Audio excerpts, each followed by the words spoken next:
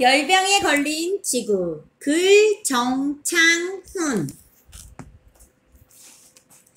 2005년 8월 29일 미국 남동부의 도시 뉴올리언스에 큰 재앙이 일어났어요. 엄청난 허리케인이 불어닥쳤던 거예요. 이 허리케인의 이름은 카트리나였어요. 이번 허리케인처럼 카트리나도 갓 태어났을 때는 그저 세찬 바람에 지나지 않았어요. 하지만 서쪽으로 이동하면서 멕시코만의 따뜻한 바닷물로부터 에너지를 얻게 되면서 카트리나는 거대한 허리케인이 되었어요. 북쪽을 향해서 멕시코만을 가르지르는 카트리나는 며칠 후 미국의 남동부에 도착했지요. 카트리나 이동 방향 미시시피가 뉴올리언스, 멕시코만을 지나온 허리케인 카트리나. 허리케인은 바닷물의 온도가 26도씨 이상 되어야 생겨나며 바닷물이 따뜻할수록 큰 허리케인이 된다. 우리나라만한 크기의 카트리나는 시속 200km 이상의 매우 거센 바람을 몰고 왔어요. 그래서 카트리나가 지나가는 길목에 있던 도시들은 순식간에 쑥대밭이 되고 말았죠. 강이 넘쳐 온 도시에 물이 잠기고 강풍에 건물이 부셔졌으며 자동차나 선박도 뒤집어졌답니다. 수십만 명의 사람들은 안전한 곳으로 피해야만 했어요. 미처 피하지 못한 사람들은 물에 잠긴 집의 지붕에 올라가 구조를 기다렸지요. 이들은 식량이 떨어지고 전기도 들어오지 않아 배고픔과 어둠 속에서 힘들게 지내야 했어요. 먼저 노약자들은 하나둘씩 쓰러졌어요. 며칠 후에는 쓰레기와 함께 죽은 동물들이 여기저기 떠다니며 물을 오염시켰지요. 허리케인. 대서양 서부와 북태평양 동부에서 발생하는 강한 열대성 저기압. 열대성 저기압은 발생하는 곳에 따라 명칭이 다른데 북태평양 서부에서 발생하여 우리나라에 영향을 주는 것은 태풍이라고 부른다. 그해 멕시코만에서 생겨난 허리케인은 카트리나만이 아니었어요. 9월에는 리타, 10월에는 윌마라는 허리케인이 또다시 뉴올리언스 지역을 휩쓸었죠. 세 차례의 강한 허리케인을 계기로 많은 과학자가 지구온난화 때문에 허리케인이 일어난다고 이야기했어요. 또 이것이 기상이변의 신호라고 경고했어요. 지구온난화랑 지구의 기온이 점점 높아지는 현상을 말해요. 과학자들은 지구온난화로 바다가 따뜻해졌고 따뜻한 바닷물로부터 충분한 에너지를 얻을 수 있었기 때문에 허리케인의 힘이 그만큼 세졌다고 보는 거지요. 기상이변. 보통 지난 30년간의 기상과 아주 다른 날씨 현황, 기온, 공기, 대기의 온도. 카트리나로 인한 피해. 카트리나의 강풍에 지붕이 날아가는 모습. 물에 잠긴 도시에서 탈출하는 뉴올리언스의 이재민들. 2006년 1월 4일에 공식 발표된 사망자 수는 1386명이나 되었으며 경제적 피해도 75조 원에 이르렀다. 게다가 멕시코만 일대의 석유 생산 시설이 큰 피해를 입어 석유값이 갑자기 오르면서 세계 경제가 어려움에 빠졌다. 지구가 더워지고 있을까? 지구 평균 기온은 점차 높아지고 있다. 지구의 평균 기온이 올라가는 것은 이상한 일이 아니지만 짧은 시간에 빠르게 높아지고 있기 때문에 과학자들은 자연재해가 닥쳐올 거라고 경고한다. 변덕스러운 날씨, 믿음직한 기후. 해가 나는 날에 잠깐 비를 뿌리는 비를 여우비라고 해요. 나이 드신 분들은 여우 시집가는 날이라고 말씀하시지요. 비와 햇빛은 서로 어울리지 않아요. 보통 비 오는 날에는 해가 나지 않고 해가 나는 날에는 비가 오지 않으니까요. 하지만 여우 시집가는 날처럼 햇빛이 나는데 그만큼 비가 오는 날씨가 실제로 나타나기도 해요. 그만큼 날씨는 종잡을 수 없을 정도로 변덕이 심하죠. 그날의 기온이나 습도, 바람, 눈과 비 등으로 나타나는 대기의 상태를 날씨라고 해요. 변덕스러운 날씨에는 사람들에게 많은 영향을 미친답니다. 날씨에 따라 기분이 달라지거나 옷차림이 바뀌기도 하지요. 대기, 지구를 둘러싸고 있는 기체, 공기를 달리 이르는 말. 그날의 날씨를 살펴보면 무척 변덕스럽지만 오랜 시간에 걸친 날씨 변화는 그렇지 않아요. 봄이면 눈이 녹고 여름이면 무더워지면 가을이면 서늘해져요. 또 겨울이면 눈이 내리죠. 계절의 변화는 서서히 나타나요. 이처럼 한 지역에서 오랜 기간 걸쳐 나타나는 지속적이고 평균적인 대기 상태를 기후라고 해요. 기후는 지역에 따라 달라요. 지역마다 햇빛이 내리쬐는 양이나 땅과 바다의 모양이 다르기 때문이에요. 지역에 따른 기후, 극지방, 남극과 북극 주변의 지역은 햇볕이 약하기 때문에 1년 내내 얼음으로 덮여있다. 우리나라 적도와 극지방 중간에 위치해서 사계절이 되풀이된다. 적도, 지구의 자전축이 기울어져 태양이 머무르는 시간이 많다. 따라서 내리쬐는 햇빛의 양이 많기 때문에 1년 내내 무덥다. 조금씩 변해가는 기후. 날씨는 하루에도 몇 번씩 변하기 때문에 예측하기가 어려워요. 하지만 기후 변화를 어느 정도 짐작할 수 있어요. 여름답지 않게 서늘하거나 겨울답지 않게 따뜻한 날이 있다고 해서 여름이나 겨울이 사라지는 것은 아니니까요. 기후는 날씨보다 훨씬 믿음직한 셈이죠. 그렇다고 기후가 전혀 변하지 않는 것은 아니랍니다. 변하는 정도가 크진 않지만 기후도 조금씩 바뀌고 있어요. 수십만 년 동안 긴 시간에 걸쳐 변하고 있기 때문에 날씨처럼 급하게 변한다는 느낌이 들지 않을 뿐이에요. 아주 오래전 지구는 뜨거운 불덩이로 태어나 시간이 지나면서 점점 식어갔고 현재처럼 기후가 온화해지면서 바다와 육지에 온갖 생물이 나타나게 되었답니다. 기후가 크게 바뀔 때마다 지구에 사는 생물들의 생활 방식이 바뀌었죠. 지구의 기온 변화. 지구의 평균 기온은 높고 낮은 언덕을 올라가고 내려오는 변화와 수백 년 100만 년을 간격으로 끊임없이 되풀이되었다. 때로는 두꺼운 빙하가 육지를 덮기도 하고 육지를 덮던 빙하가 녹아 푸른 숲으로 바뀌기도 했다. 지구의 기온이 낮아서 빙하가 육지를 뒤엎었던 때를 빙하기라고 한다. 마지막 빙하기가 끝난 것은 겨우 1만 년밖에 되지 않는다. 점점 더워지는 지구 1만 년 전 마지막 빙하기가 끝난 후 기온이 점점 높아졌어요. 하지만 때로는 빙하기만큼이나 아주 추웠던 시기도 있었답니다. 1550년, 1850년 사이에 유럽과 북아메리카 심한 추위가 닥쳤어요. 300년 동안 계속된 이 시기를 소빙하기라고 부릅니다. 소빙하기 동안 유럽에 사는 사람들은 큰 시련을 겪어야 했지요. 알프스 산맥에 빙하가 내려와 말과 밭을 덮쳤어요. 심지어 섬나라 아이슬란드는 얼음바다에 갇혀버렸죠. 혹독한 추위가 물러갈 때쯤 아이슬란드 인구는 반으로 줄어들었어요.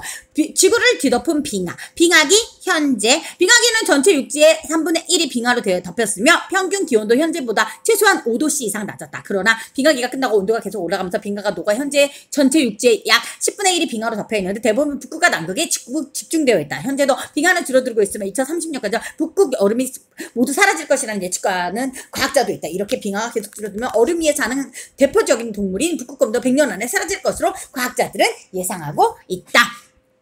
소빙하기가 끝나자 지구는 다시 따스해지기 시작했어요. 말과 밭을 덮었던 우림과 얼음이 사라졌답니다. 식량 생산이 늘어나고 인구수도 2배가 되었죠. 지구의 평균 기온은 지난 100년 동안 0.6도씨나 높아졌어요. 지구의 춥고 긴 겨울을 지나 이제 막 봄을 맞이하게 된 것일까요? 아니면 다시 내려올 수 있는 가파른 언덕을 올라가고 있는 것일까요? 많은 과학자들은 기온이 짧은 시간에 너무 빨리 높아지고 있기 때문에 자연재해가 닥쳐올 것이라고 경고합니다. 점점 강해지고 잦아지는 허리케인을 보더라도 이를 알 수 있다고 하죠. 물론 지구의 기온이 0.6도씩 높아진 것이 무슨 큰일이냐고 말할 수도 있어요. 다음과 낮의 기온이 하루에 10도씨 이상 차이가 나는 가을에도 감기 한번 걸리지 않고 잘 지내는 사람들이 많으니까요. 하지만 보통 36도씨를 유지하는 사람들의 체온을 생각해 보세요. 사람의 체온이 1도씨에서 2도씨만 높아지거나 낮아져도 병원에 가야 해요. 지구의 평균 기온은 마치 사람의 체온과 같아서 아주 조그만 변화에도 지구의 모든 부분에 큰 영향을 미치게 된답니다.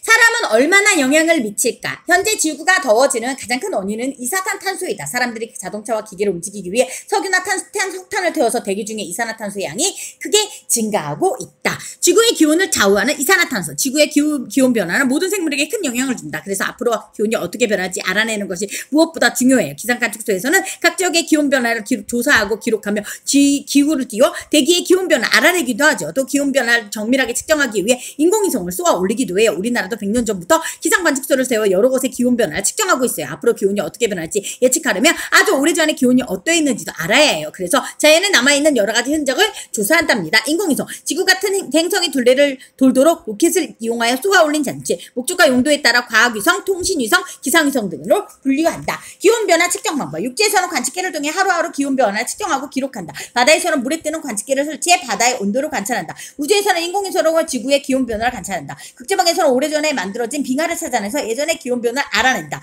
나무의 나이테를 통해 그 지역의 기온 변화를 관찰한다.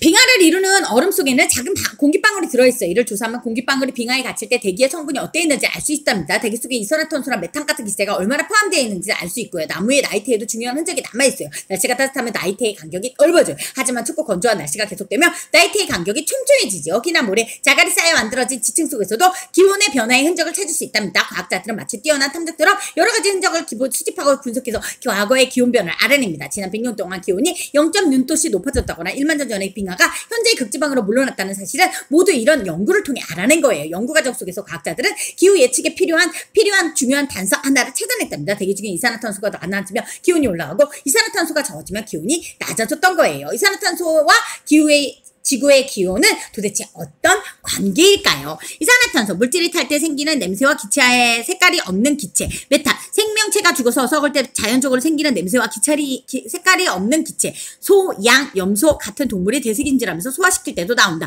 지층, 알갱이의 크기, 색 등이 서로 다른 암석이 여러 겹의 층으로 쌓여 있는 것. 기온 변화의 흔적들, 날씨가 춥고 건조한 곳에 나이테, 날씨가 따뜻한 곳에 나이테. 나이테 한 칸에 1년 동안 나무가 얼마나 자랐는지를 나타낸다. 기온이 높고 비가 충분히 내리는 곳에서 자란 나무는 나이테의 간격이 넓다. 자, 산호화석이 발견되면 그것은 예전에 따뜻한 기후였다는 것이고 빙하의 흔적이 발견되면 예전에 차가운 기후였음을 알 수 있다. 빙하는 움직일 때 돌에 여러 가지 긁힌 흔적을 남기는데 이런 흔적이 있는 돌을 빙퇴석이라고 부른다. 지구는 커다란 온실.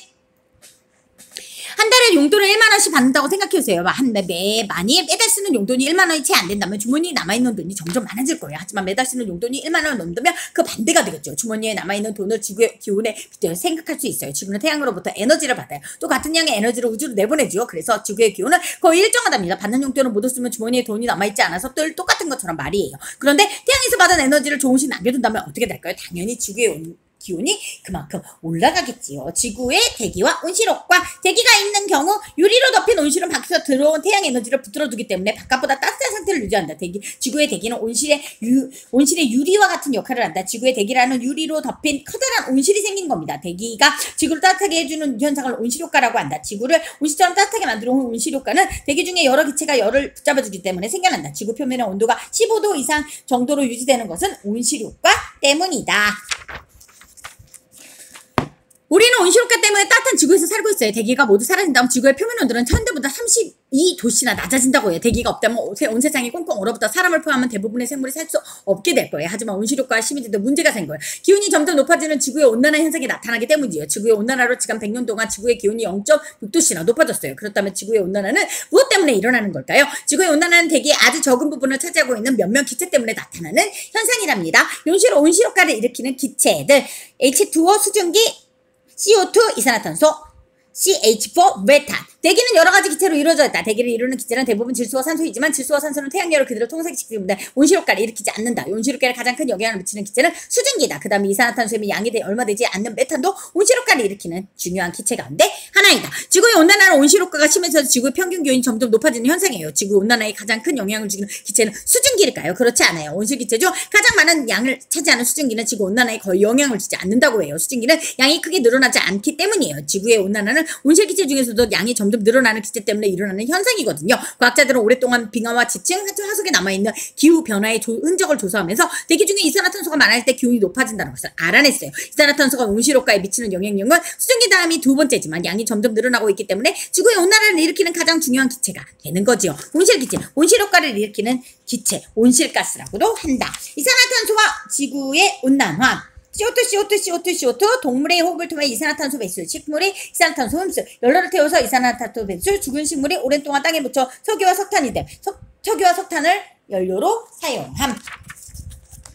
화력발전소는 이산화탄소 배출 공장. 식물은 대기 중에 이산화탄소를 이용해 영양분을 만들어요. 이런 작용을 광합성이라고 하죠. 식물은 광합성으로 만든 영양분을 줄기와 잎이 자라고 열매를 맺어요. 대기 중에 이산화탄소는 식물의 광합성 때문에 점점 줄어들지. 하지만 사람을 포함한 모든 동물은 숨을 내쉴 때마다 이산화탄소를 뿜어낸답니다. 이렇게 이산화탄소는 없어지기도 하고 만들어지기도 하면서 늘 일정한 양이 유지되죠. 물론 엄청난 산불이 일어나는 경우에는 대기 중에 이산화탄소 양이 갑자기 늘어나기도 해요. 이때 잠깐 동안 지구의 기온이 갑자기 높아질 수 있어요. 광합성. 독색식물의 태양의 에너지를 이용하여 수분과 이산화탄소로 영양분을 만드는 현상. 대기 중에 이산화탄소가 일정한 양을 유지하거나 잠깐 동안 양이 늘어나는 거라면 아무 문제가 없을지도 몰라요. 하지만 이산화탄소가 꾸준히 많아지기 때문에 지구 온난화가 일어나는 거예요. 자동차나 공장을 움직이기 위해 석유나 석탄을 태워서 대기 중에 이산화탄소 양이 계속 늘어나고 있어요.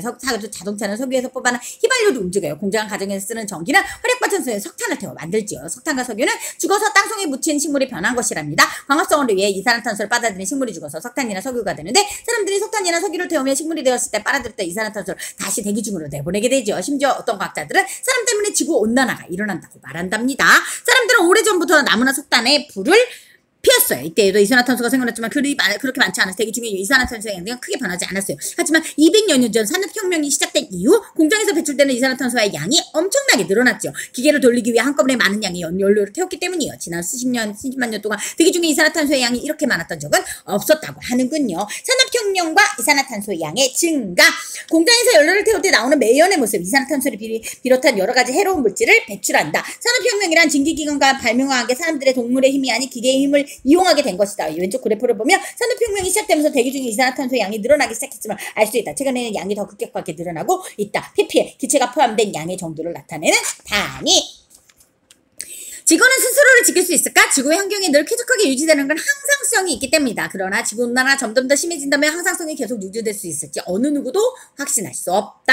자신을 지키는 지구의 기능, 항상성. 사람의 체온은 약 36.5도입니다. 날씨가 더워서 체온이 오르면 땅구멍이 열려 땀을 내보내요. 땀은 열을 머금고 몸 밖으로 나가기 때문에 체온을 낮추죠. 또 날씨가 추우면 체온이 내려가기 때문에 땅구멍을 닫아 체온을 유지하려고 해. 이처럼 사람을 비롯한 모든 생물은 자신의 상태를 일정하게 유지하는 기능을 가지고 있답니다. 이런 기능을 항상성이라고 해요. 항상성은 스스로를 지키는 중요한 기능이에요. 지구의 환경이 늘 쾌적하게 유지되는 것도 항상성이 작용하기 때문이죠. 이산화탄소와 지구의 항상성, 산불로 인해 이산화탄소 양이 증가, 지구의 평균 기온이 올라가면서 식물이 잘 자람. 예를 들어 대기 중에 이산화탄소 양이 늘어나 기온이 높아졌다고 생각해보세요. 기온이 높아지면 식물의 광합성이 활발해집니다. 광합성이 활발해지면 식물이 잘 자라겠죠. 그러면 식물이 흡수한 이산화탄소 양도 그만큼 많아집니다. 결국 대기 중에 이산화탄소 양이 줄고 기온은 낮아져서 평상시 지구의 모습이 될 수 있어요. 항상성이라는 기능을 가지고 있다는 면에서 지구도 하나의 생명체라고 할 수 있답니다. 하지만 모든 것을 지구의 항상성에 맡길 수 있는 것은 아니에요. 자원이 갑자기 높아지거나 낮아지면 몸에 이상이 생길 수도 이산화탄소의 양이 갑자기 늘어나면 지구도 병들 수 있거든요. 그 결과 기상이변이 나타날 수도 있는 것이죠. 식물이 많아지면서 대기 중에 이산화탄소를